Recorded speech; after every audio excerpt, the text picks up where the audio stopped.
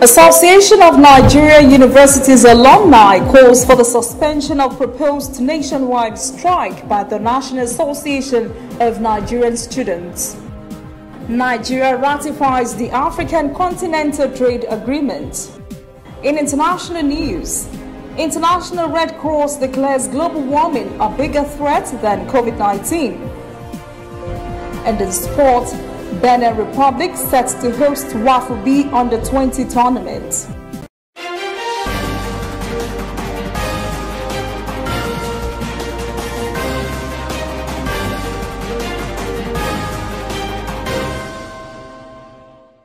This is ANN News. I am Olajumoke Olatunji. 152 new COVID-19 infections were recorded in Nigeria on Tuesday. The Nigeria Center for Disease Control reports Lagos State hosted the highest number with 61 new cases. Oyo State followed with 39, while the Federal Capital Territory recorded 13 cases.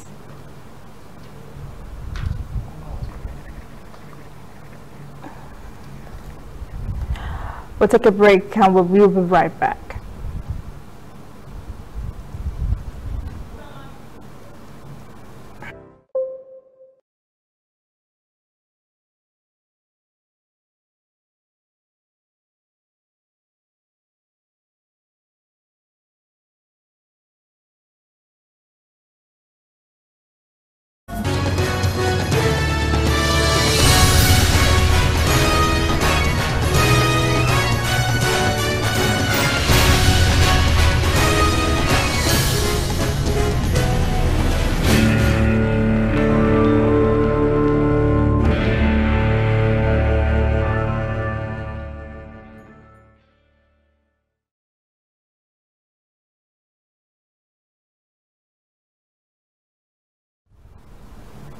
We do apologize for that. The coronavirus has swept through the Abuja camp of the National Youth Service Corps, where 5 Corps members have tested positive.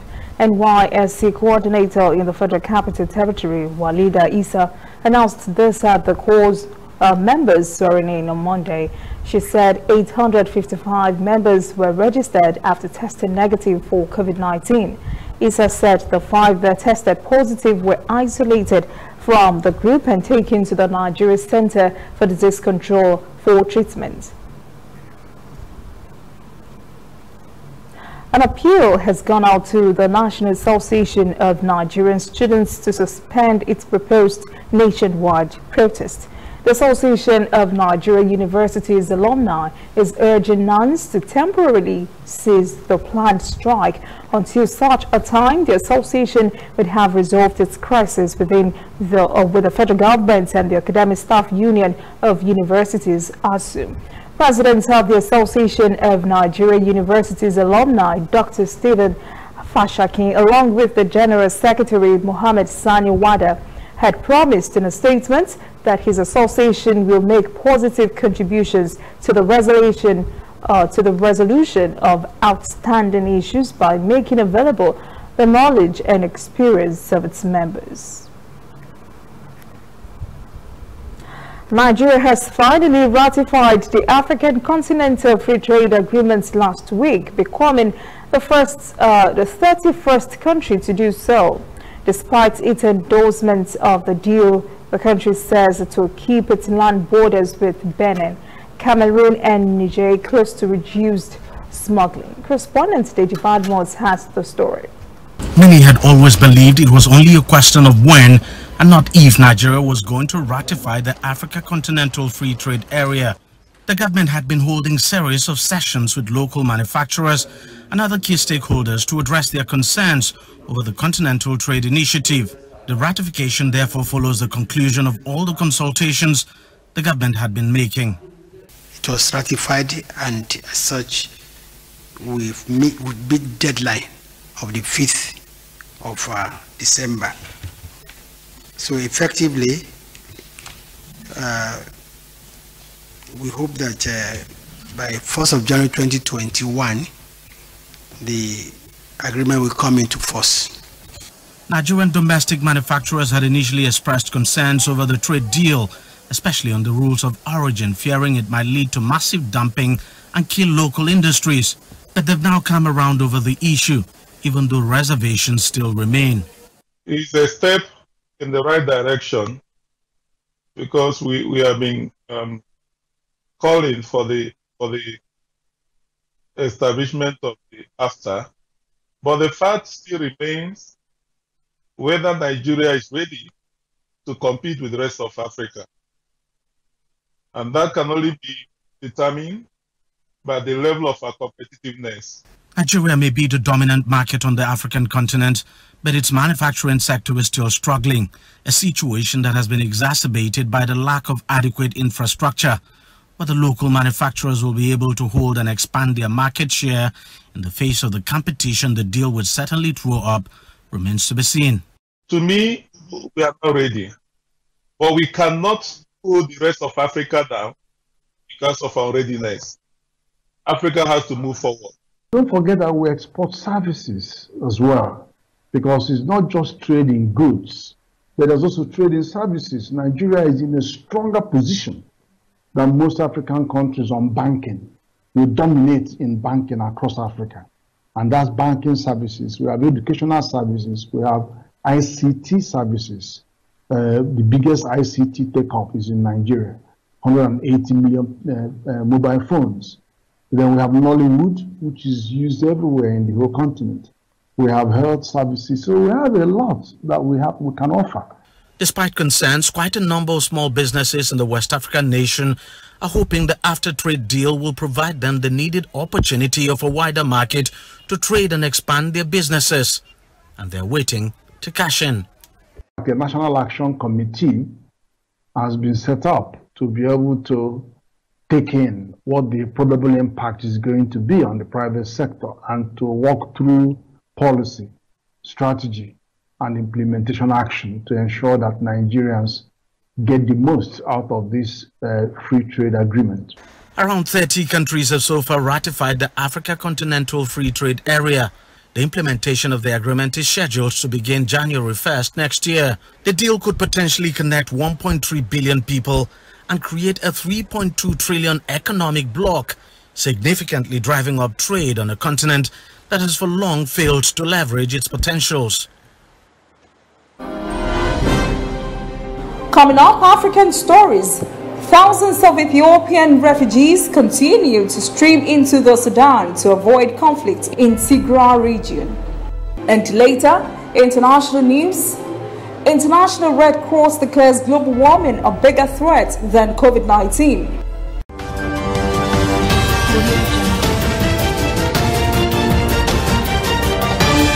You are watching ANN.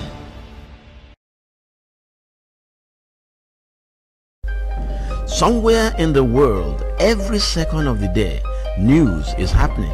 And of course, Nigeria is bustling with news day and night. That is why ANN doesn't sleep. Our eyes are peeled, wide open, so no story escapes our radar. We stay abreast of world events and happenings at home.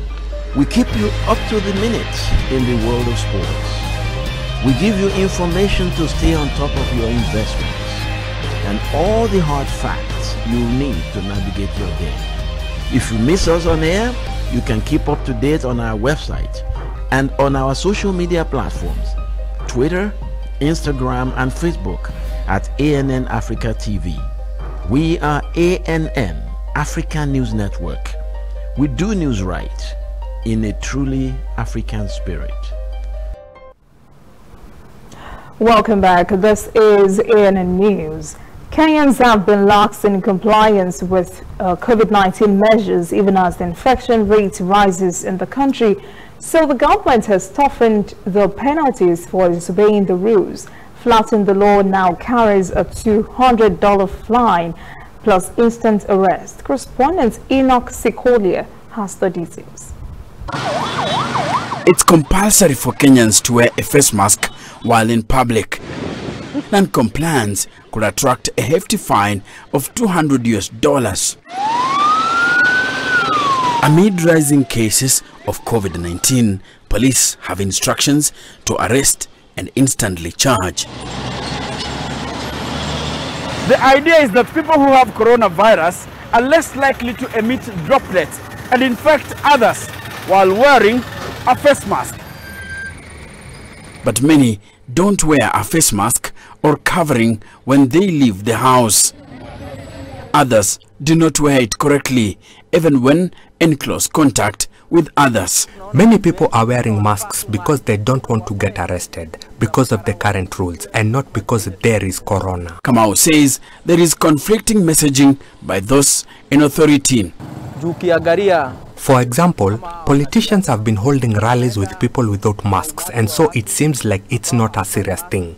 Let them first show us that they are serious. Lazima kwanza wao watuonyeshe wako serious na hii kitu. According to experts, people who oppose health guidelines such as wearing of face masks usually have a handful of reasons. African countries and governments have failed to provide at least masks, even if it's reusable masks for their people, because the same people are struggling to make a living every single day, and so the choice becomes between buying a mask and buying food.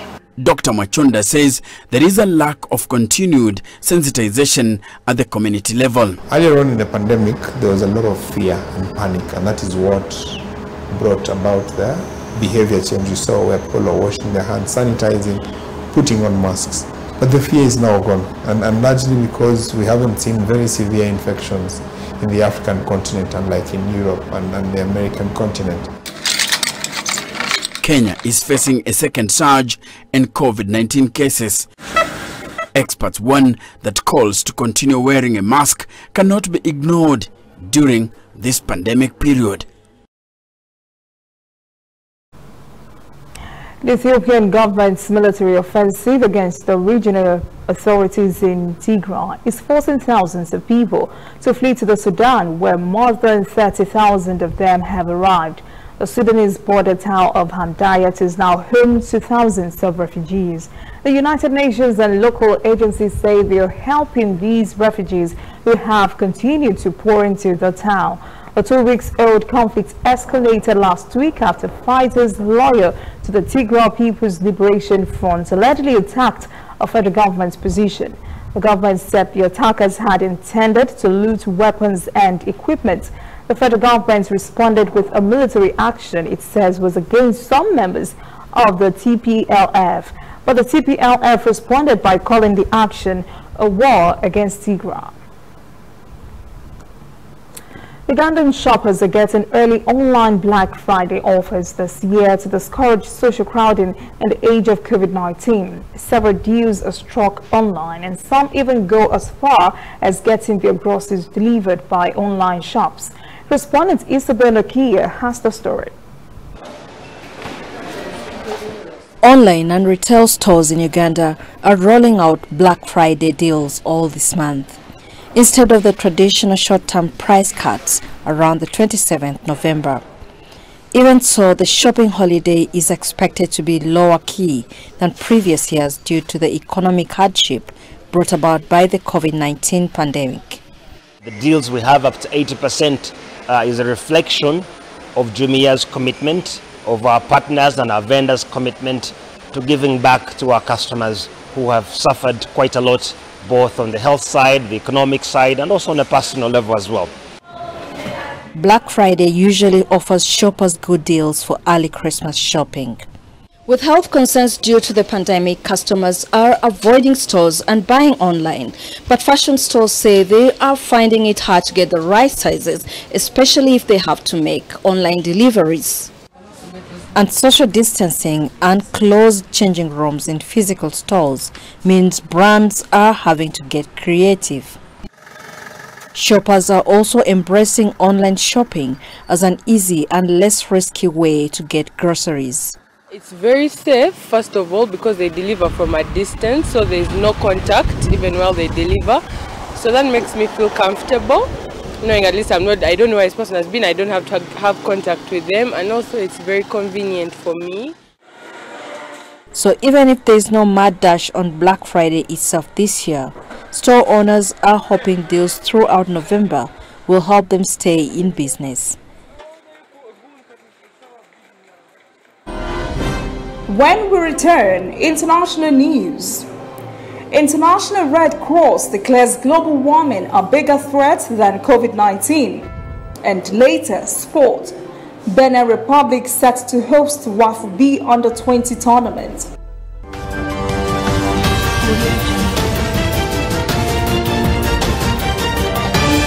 You are watching ANN.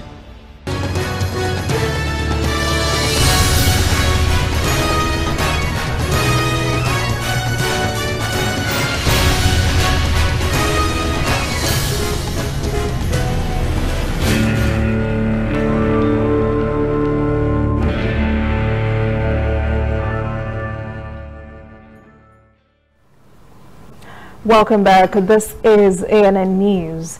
British Health Minister Matt Hancock says the United Kingdom will start rolling out the Pfizer COVID-19 vaccine just before Christmas if it is declared safe and effective. Correspondent Nicole Johnston has the details. British Prime Minister Boris Johnson is in self-isolation after coming into contact with another politician with COVID-19. The PM caught COVID-19 in April, was sent to hospital and was in intensive care. He later recovered. Meanwhile, pharmaceutical company Janssen has started a phase 3 trial of its vaccine with 6,000 volunteers across the UK. And the government says it expects to start rolling out the Pfizer vaccine just before Christmas, and possibly as early as the 1st of December. Staff and residents in care homes will be among the first to be vaccinated. Since the disease outbreak, most care homes have been closed to family visits, so no face-to-face meetings, hugs or holding their hands. Some people have only been able to say hello through a window or from a car. Under pressure, the British government has started a pilot scheme to finally allow some people to see their relatives inside care homes. But many say that this has come too late. And for months, their loved ones have felt abandoned and forgotten, trapped inside care homes in an effort to keep them safe from COVID-19. But it hasn't kept them safe. Around 15,000 people have died from COVID-19 in care homes in England and Wales so far this year. And relatives are asking, why has it taken the government 9 months to start a virus testing program to let them finally see their loved ones? Phase 3 clinical trials kicked off on Monday on India's first indigenous COVID-19 vaccine candidate, Covaxin. Bharat Biotech says these are the largest human trials to be conducted with about 26,000 participants. The company based in Hyderabad is developing the vaccine in collaboration with the Indian Council of Medical Research, India's primary medical research body. The first doses of the vaccine were administered to volunteers at the Nizam's Institute of Medical Sciences on Monday, and part of the trial, which will be monitored over the next year. Biotech says as part of the phase 3 study, volunteers will receive 2 intramuscular injections at an interval of around 28 days. Preliminary data from a continuing phase 3 study of an experimental COVID-19 vaccine showed it to be 94.5% effective. The Red Cross has warned that the issue of climate change needs as much urgency as the coronavirus pandemic because global warming is a bigger threat. The International Federation of the Red Cross and Red Crescent Society said in its report on global catastrophes since the 1960s, it is evidence that the world had been hit by more than 100 disasters, many of them climate-related, and in which more than 50 million people had been affected. The IFRC says climate change will have a more significant medium and long-term impact on human life and on Earth. The Geneva-based organization says as COVID-19 vaccines look possible, there is no vaccine for climate change. America's former First Lady Michelle Obama has urged President Donald Trump to respect the results of the recently concluded election. Mrs. Obama said this is not a game and that democracy is bigger than anybody's ego. Michelle Obama posted the message on Monday as Trump continued to block agency officials from cooperating with Biden's newly launched transition team. While some Republican officials have acknowledged Biden's victory, majority have not, but have continued to harp on what many Americans describe as Trump's baseless claims. Political observers warn that President Trump's refusal to accept defeat threatens the democratic process in the United States. Biden's team has also warned that a delay in the transition before the January inauguration could lead to lapses in the new administration's response to the coronavirus pandemic and national security readiness. Up next, sports. Benin Republic set to host WAFU B Under-20 tournament. Please stay with us.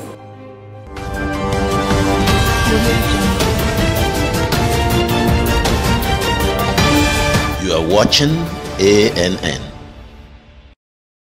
We are on the road every day, canvassing throughout Africa for news you really need.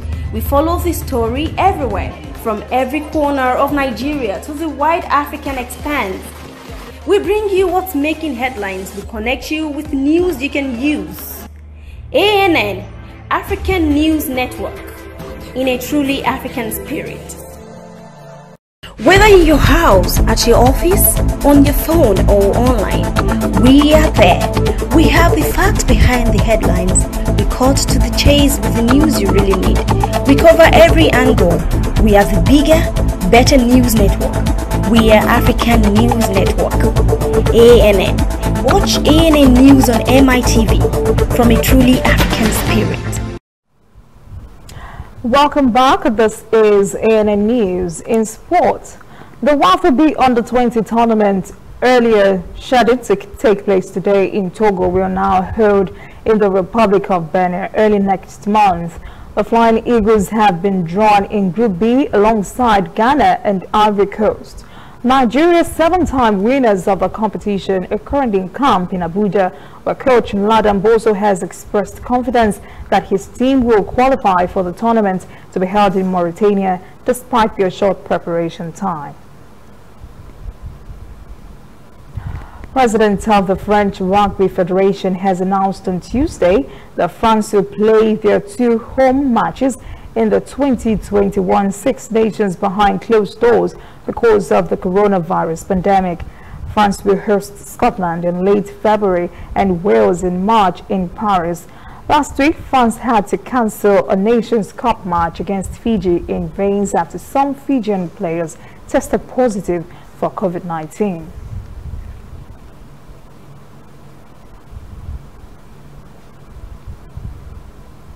That is ANN News this evening. Thank you for joining us. For details on these and other breaking stories, visit our website, annafrica.news. Conversation continues on our social media platforms, Twitter, Instagram, and Facebook at ANN Africa TV. I am Olajumoke Olatuji. Have a pleasant evening.